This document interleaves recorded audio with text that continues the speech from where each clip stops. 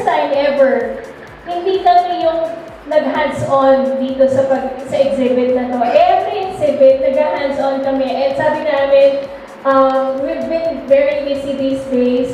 And our resident scholars, they were the ones who curated this and who prepared this. Want to thank you guys for this beautiful exhibit na na-curate ninyo. But similarly, I also want to take this opportunity na pasalamatan yung lahat ng artists, kayo.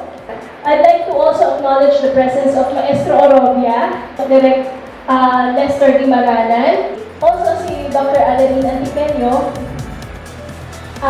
He's the first ever FAMAS awardee, FAMAS Prestige Awardee, National Treasure for Visual Arts.